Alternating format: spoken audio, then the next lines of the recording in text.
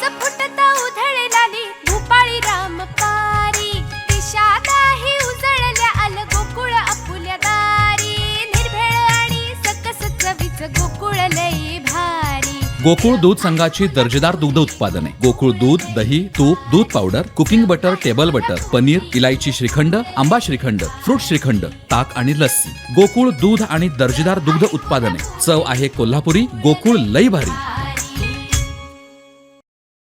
आंगणेवाडीच्या जत्रेनिमित्त भाजपची राज्यसभा पार पडली। यावेळी भाजपच्या बड्या नेत्यांनी ठाकरे गटाच्या नेत्यांवर जोरदार टीका केली। या सभेला उत्तर देताना ठाकरे गटाचे आमदार वैभव नाईक यांनी राणेंवर निशाणा साधलाय। पाहुयात काय म्हणालेत वैभव नाईक। आंगणेवाडी येथील भारतीय जनता पार्टीने सभा घेतली होती किंवा आनंद मेळावा घेतला होता। तो खरा आनंद मेळावा कशासाठी घेतला होता? एकतर या आनंद मेळाव्यामुळे लोकांना भक्तांना मानसिक त्रास देण्याचा त्यांचा प्रयत्न होता की राणेंना या जिल्ह्यातनं राजकीय निरोप देण्यासाठी होता की आपण न केलेली कामं लोकांपुढे सांगण्यासाठी होता का, असा प्रश्न सिंधुदुर्गवासियांना पडलेला आहे। दरवर्षीप्रमाणे आंगणेवाडीची यात्रा या ठिकाणी मोठ्या उत्साहात पार पडत असताना लाखो भाविक, हे भाविक फक्त सिंधुदुर्ग जिल्ह्यातलेच नाही तर महाराष्ट्राच्या कानाकोपऱ्यातनं या ठिकाणी येतात आणि त्यामध्ये मुंबईतील चाकरमान्यांचा मोठा सहभाग असतो। खरं तर या भाविकांच्या माध्यमातूनच या आंगणेवाडीची यात्रा सर्वदूर पसरलेली आहे। असं असताना मुंबई महापालिका डोळ्यासमोर ठेवून लोकांना त्रास देण्यासाठी हा आनंद मेळावा घेतला आणि त्यामुळे लोकांना मानसिक त्रासच झालेला आहे।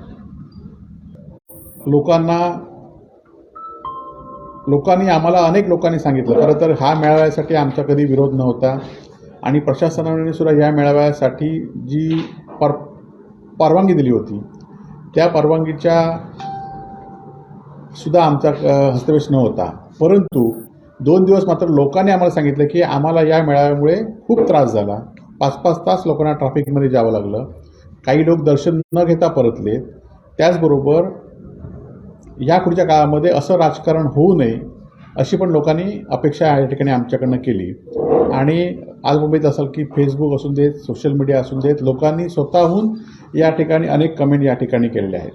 त्या कमेंटला सुद्धा काही लोकांनी फोन करून त्या कमेंटला प्रत्युत्तर देण्याचा सुद्धा प्रयत्न या ठिकाणी केला आहे, त्याचा आम्ही निषेध या ठिकाणी करतो। आणि सिंधुदुर्ग बदलतोय ही जी टॅगलाईन होती, तर सिंधुदुर्ग कुठल्या गोष्टीसाठी बदलतोय? सिंधुदुर्गामध्ये जी विकास कामं होती, खरं तर आज अनेक टेंबामध्ये होती की सगळी रस्त्याची कामं झाली आहेत, तर जवळजवळ 100 कोटीची कामं आपण विशेष दुरुस्तीमधनं वादळानंतर आपण घेतली होती। परंतु गेले वर्षभर हे ठेकेदार कामं करत नव्हते आणि हे काही ठेकेदार हे भाजपमधले होते।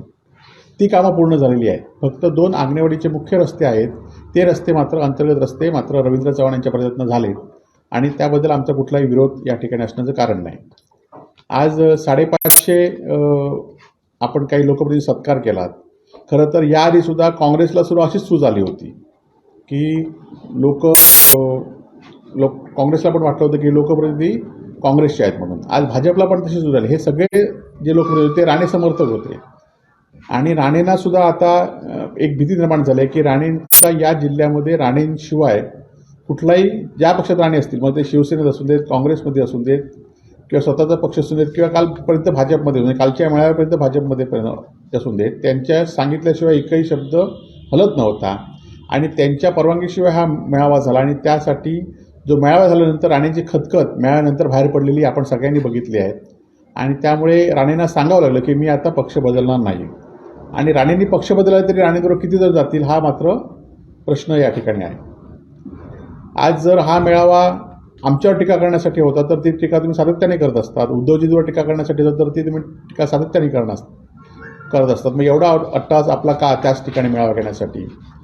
आज उद्धवजींवर आपण टीका केली, उद्धवजींनी 2.5 वर्षात काय केलं? आशिष शेलार आले, मुंबई महापालिकेसंदर्भात भ्रष्टाचार या ठिकाणी त्यांनी सांगितला।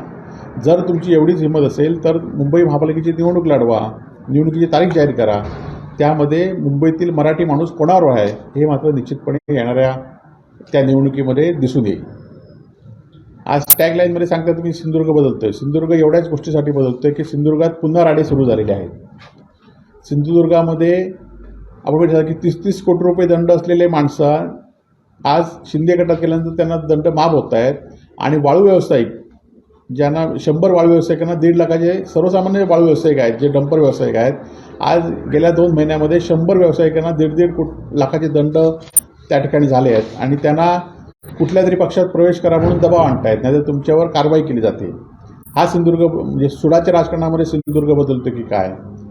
आज सिंधुदुर्ग बदलतोय म्हणून सांगतायत, तर सिंधुदुर्गामध्ये जी विकास कामं होती जवळजवळ 100 कोटीच्या विकास कामामध्ये स्थगिती आली आहे.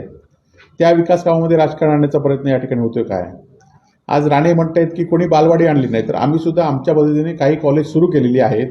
त्यामुळे राणेंचा तो आरोप आता खूप जुना झाला आणि राणेंनी त्या आरोपातनं कुठेतरी बाहेर आलं पाहिजे. आज सिंधुदुर्ग जिल्ह्यामध्ये उद्योजकांच्या माध्यमातून शासकीय मेडिकल कॉलेज होतं आहे. हे आधी कधी झालं नव्हतं. सिंधुदुर्ग जिल्ह्यामध्ये शासकीय मेडिकल कॉलेज सुरू झालं आहे.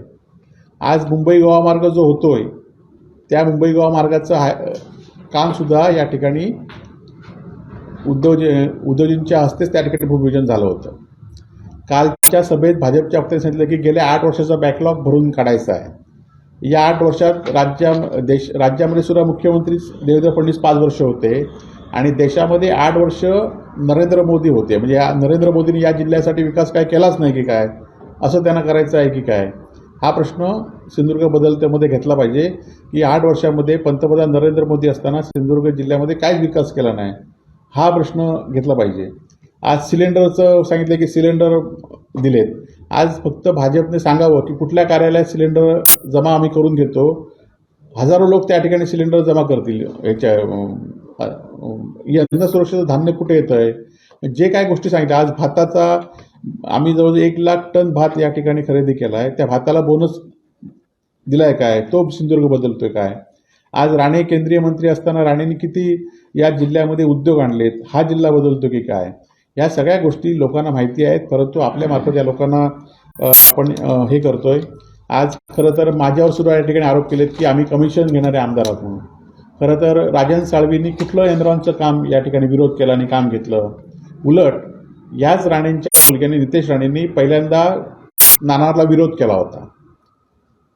आपण म्हटलं की 3-4 वर्षापूर्वी नाणारला त्यांनी विरोध केला होता आणि आता नाणारला सपोर्ट करतायत. तो सपोर्ट काय कमिशनसाठी करतायत काय ठेकेदारीसाठी करतायत काय? आमच्यावर आरोप करतात आम्ही ठेकेदारीसाठी आमच्याकडे मोठी आयुष्य असून सुद्धा आम्ही राणेंसारखे पक्ष सोडले नाहीत. आमच्यावर दबाव असून सुद्धा, आमच्यावर पोलिसांच्या कारवाईची टांगती तलवार असून सुद्धा आम्ही पक्ष बदलले नाहीत. त्यामुळे आम्ही कमिशन घेण्यावर आमच्या आरोपांपेक्षा आमची राजकीय पार्श्वभूमी आणि आमच्यावर सध्याचा असलेला दबाव असून सुद्धा आम्ही पक्ष बदलले नाहीत, तो राणे बदलला आहे. त्यामुळे निश्चितपणे आपण सिंधुदुर्गात आज सिंधुदुर्ग बदलतोय. आज सिंधुदुर्ग जिल्ह्यामध्ये गेले अनेक वर्ष RDCचं पद कधी रिक्त नव्हतं. आज RDCची आणि प्रांतांची पदं, जी महत्त्वाची पदं महसूल विभागात आहेत, प्रशासनामध्ये आहेत, ती आज रिक्त आहेत. आणि हा सिंधुदुर्ग बदलतो की काय, याचा विचार सिंधुदुर्ग जिल्ह्यातली जनता निश्चित या ठिकाणी करेल. आणि जर कोणी अशा यापुढच्या काळामध्ये सुद्धा आग्नेवाडीच्या यात्रेच्या निमित्ताने जर कोण राजकारण करत असेल तर लोकांचा काय रोष आहे, तो लोकांचा रोष येणाऱ्या निवडणुकीमध्ये निश्चित दिसून येईल. आमचे दिवसभरातले सर्व अपडेट्स, ताज्या घडामोडी आणि थेट लाईव्ह पाहण्यासाठी सबस्क्राईब करा, लाईक करा कोकणचं नंबर 1 महा चॅनल कोकण 7 लाईव्हचं YouTube चॅनल.